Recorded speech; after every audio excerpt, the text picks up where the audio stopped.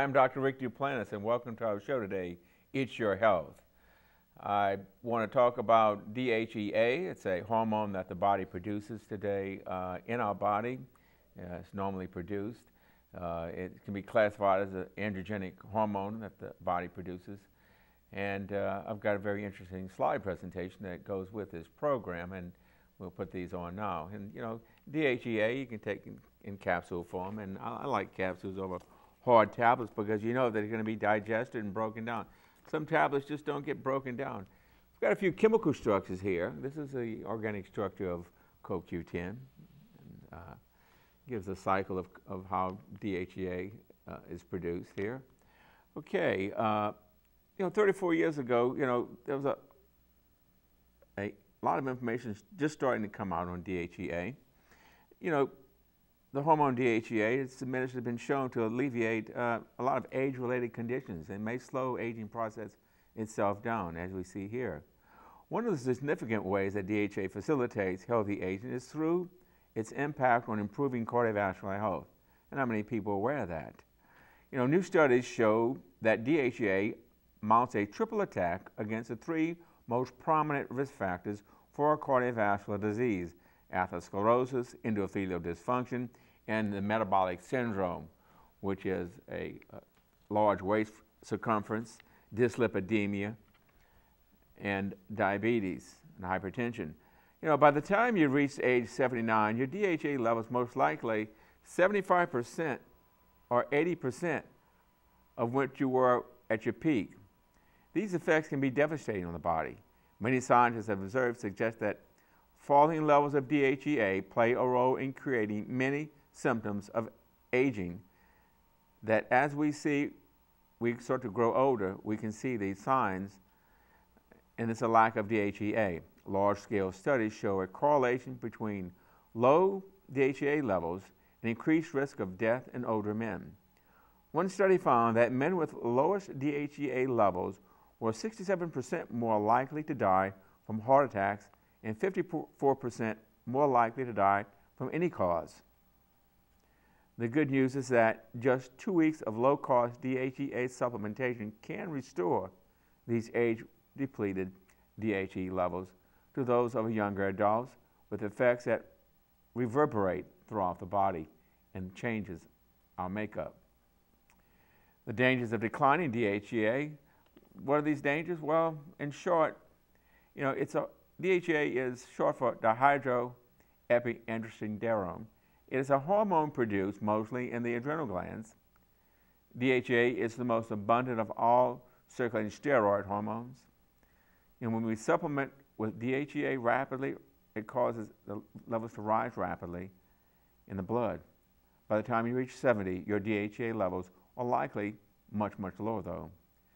This is not something to take lightly, as large-scale studies show a correlation between low DHEA levels and increased risk for death in older men. Like I said, you know, in one study, more than 26,000 men aged 69 to 81 demonstrated that men with the lowest 25% DHEA levels were more likely to die, 54% more likely to die from any cause, 61% more likely to die from cardiovascular, and 67% more likely to die from ischemic heart disease, heart attack specifically. Surprisingly, the increased risk of dying was most pronounced in younger members of this older male group, those less than 75 years of age, whose risk of dying from cardiovascular disease was 164% greater in the low DHEA group compared to those with higher DHEA levels. This is a stark reminder that the importance of having DHEA blood levels checked in initiating supplementations early is very important. You know, it's important to check your DHEA levels before taking this supplementation. It is a hormone. You know, we can purchase it over the counter, but it is a hormone, and you should know what your level is before you get on it. So you need to see a physician and have him measure your DHEA levels. This can be done simply by saliva testing, as can testosterone be checked that way as well, melatonin and cortisol. So all these hormones can be tested by saliva.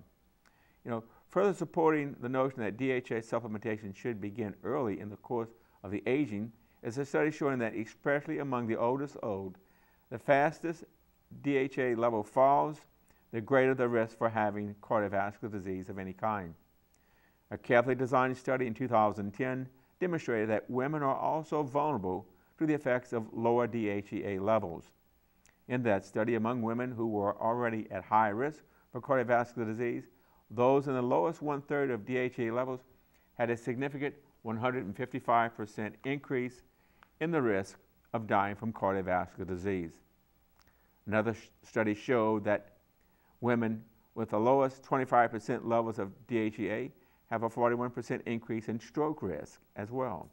In addition, low DHEA levels in women have been found to correlate with significant increases in arterial wall thickening and reduction in blood flow. A growing body of evidence indicates that maintaining useful DHEA levels in your blood is a good way to fend off some of the most immediate threats to your longevity, namely the cardiovascular diseases that remain the leading cause of death in the United States. According to one study, standard deviation of about 34% increase in DHEA levels in the blood produced an 18% decrease in the risk of having cardiovascular events. This finding confirmed earlier work suggesting that the higher levels of DHEAS levels are protective against cardiovascular disease in men, reducing the risk of dying from coronary heart disease by 37 to 55%. By supplementing with DHEA, you can easily get your levels back to youthful values. Most people can achieve excellent levels with a daily 15 to 50 milligram dose. Examining the falling DHEA levels affects a number of leading cardiovascular risk factors. Three main risk factors for cardiovascular that promote this disease are atherosclerosis, hardening of the arteries, poor function of the lining of the layer of the blood vessels, we call this endothelial dysfunction, and the metabolic syndrome, the combination of central obesity, poor blood sugar control, disturbed blood lipids and cholesterol, and high blood pressure, the metabolic syndrome. DHA is increasingly being found to play an important role in tempering these risk factors, and so it makes sense to take DHEA. Atherosclerosis is a very complex process. It begins with an elevated level of blood fats, or blood lipids. These oxidize and lead to an inflammatory change in the walls of the blood vessels and the arteries. This progresses to a formation of fat. Inflammatory plaques develop that narrow the arteries interior, which often will slow down or stop blood flow. But depending on where this narrowing takes place and how critical the flow reduction is, the end result can affect the heart and the brain, such as a stroke, and other body parts. In the heart, it can lead to angina, chest pain, ischemia, which is loss of tissue viability from lack of oxygen, lack of blood supply, and eventually myocardial infarction or heart attack.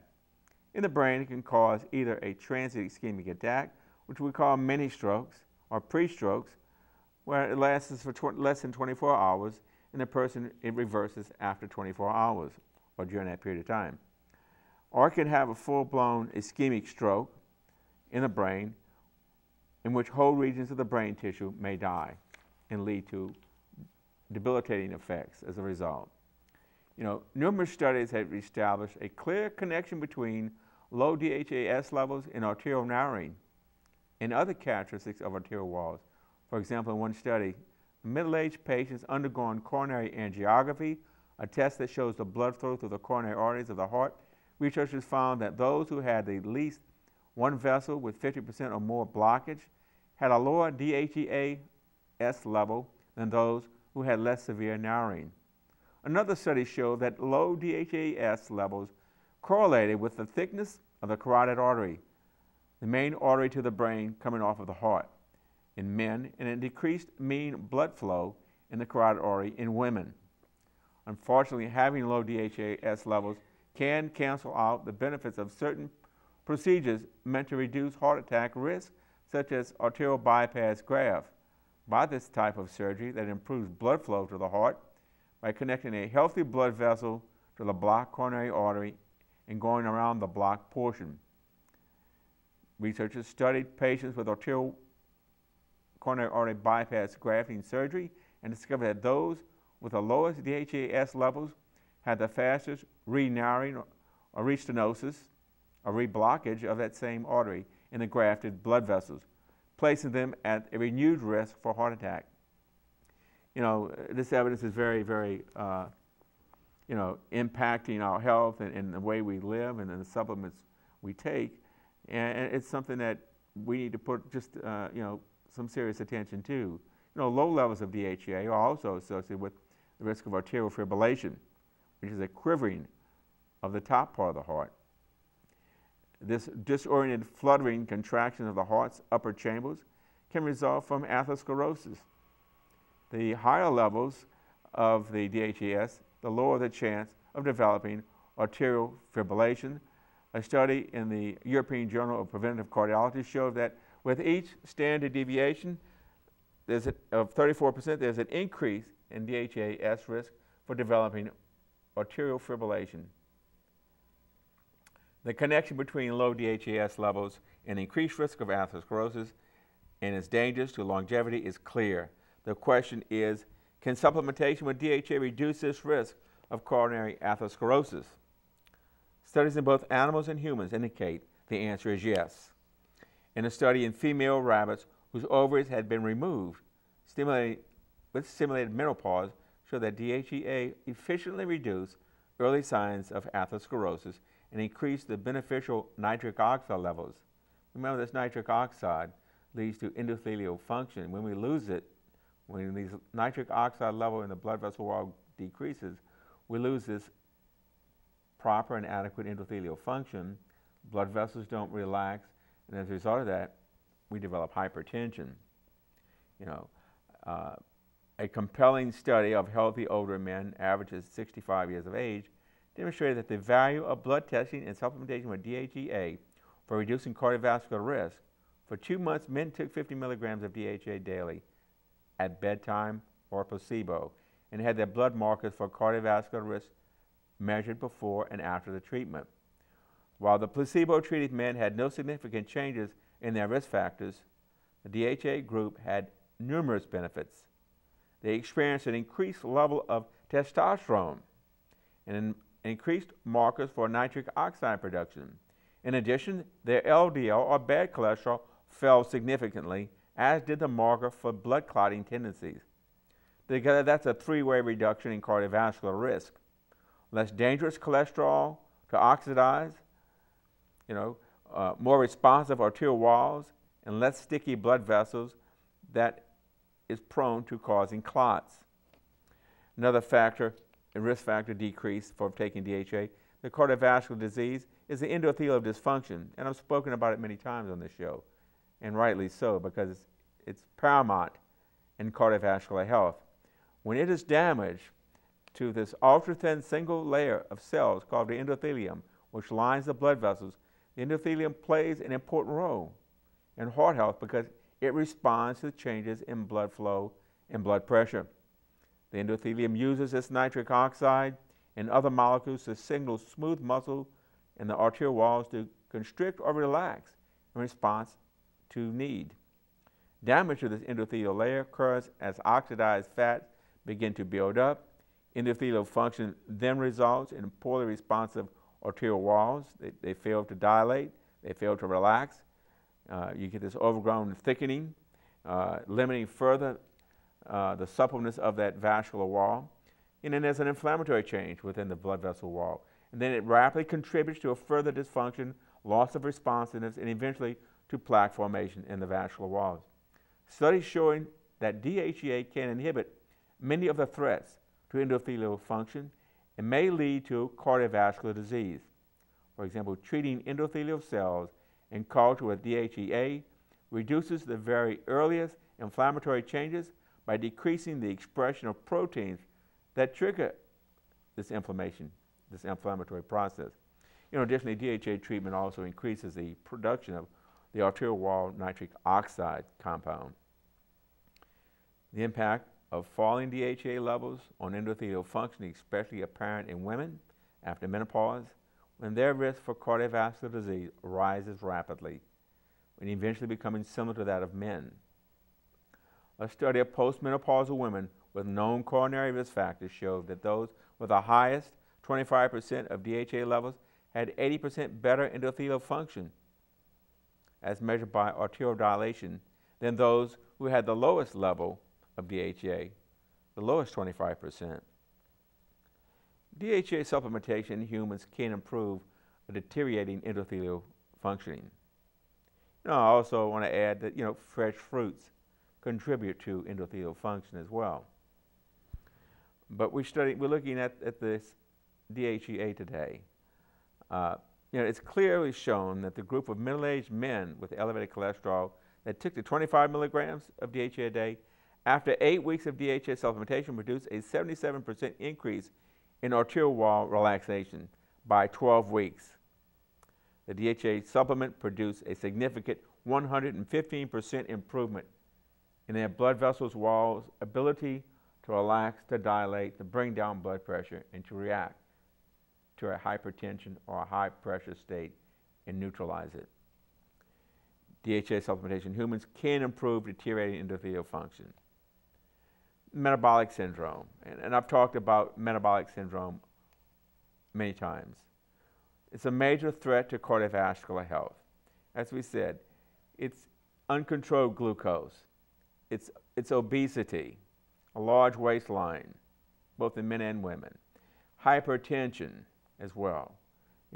These factors collectively called the metabolic syndrome. It's a major threat. The syndrome is central obesity, the excess fat, like I said, and then also abnormal lipids, your high blood pressure as well.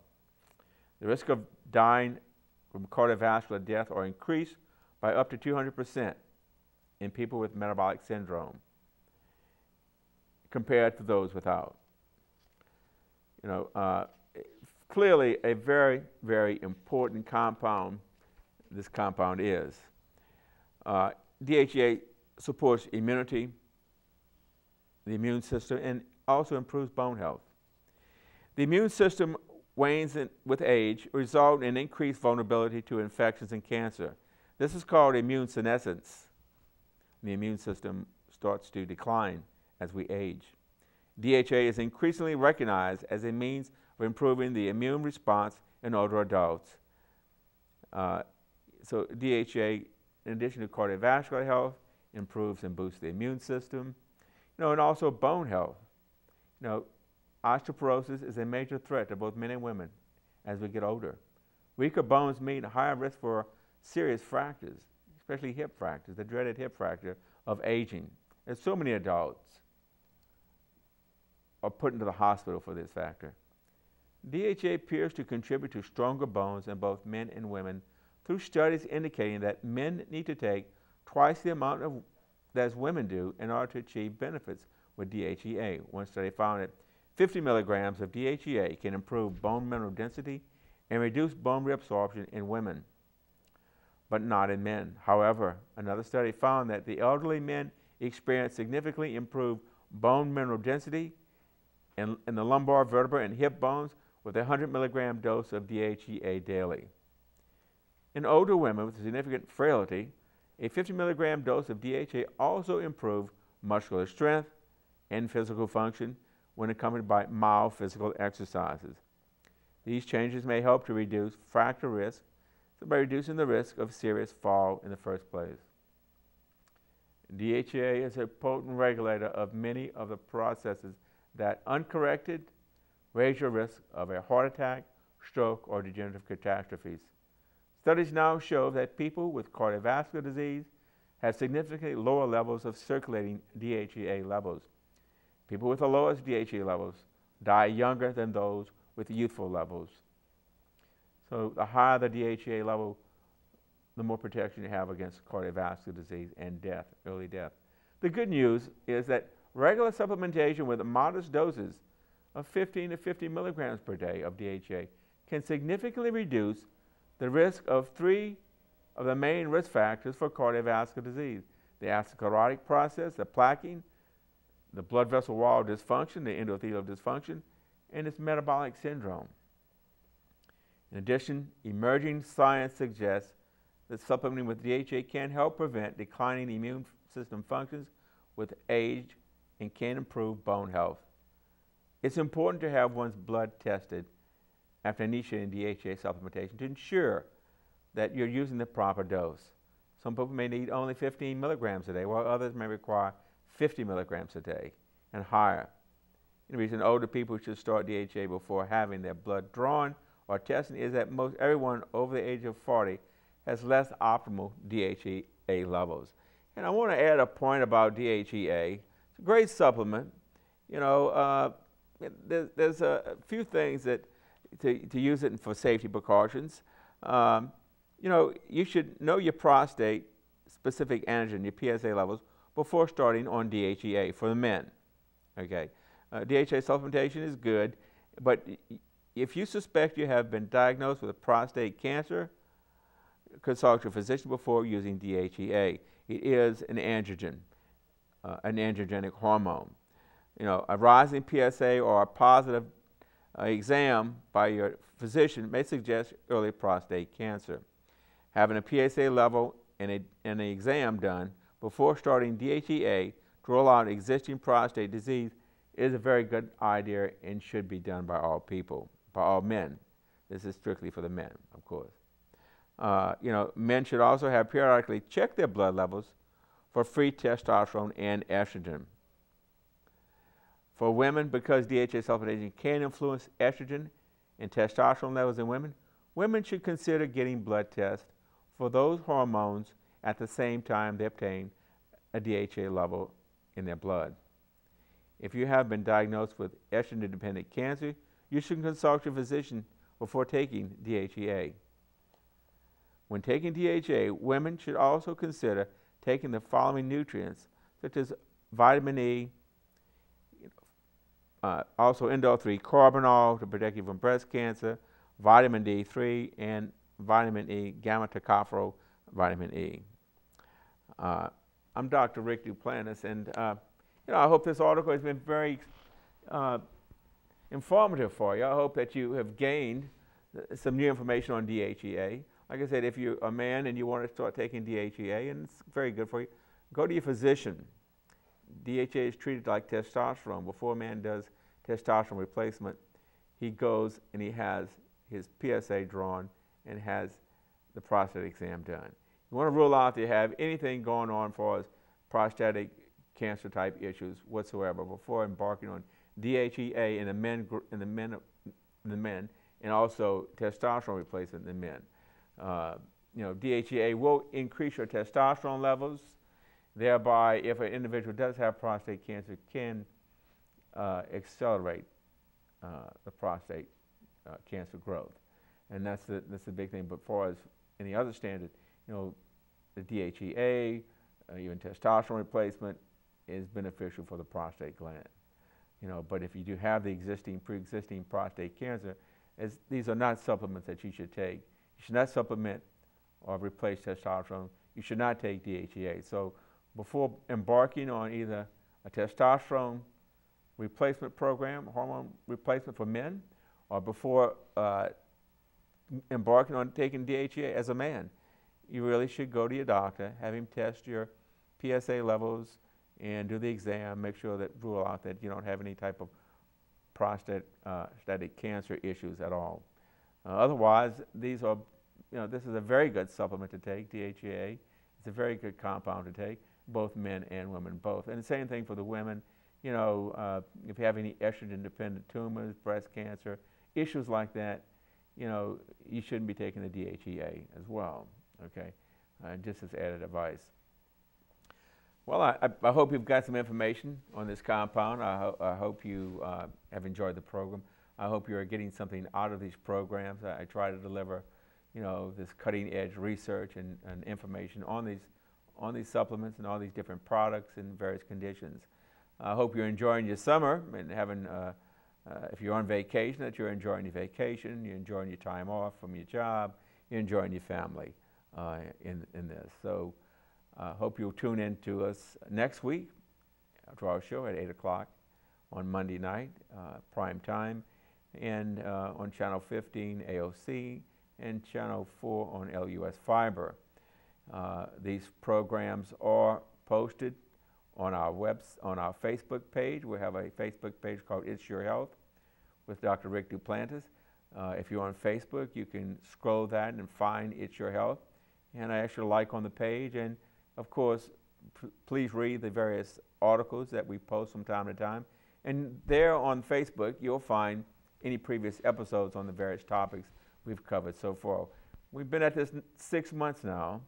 It's a lot of programming. It's a learning curve, of course, when you embark on a project of this nature, putting information out to the public. But I think it's fruitful. I think that you will gain a great deal of knowledge from the program. I do try to bring on different and interesting people from time to time to impart their knowledge, their expertise on our program. We'll have exercising programs in the future, more on fitness. That's part of health.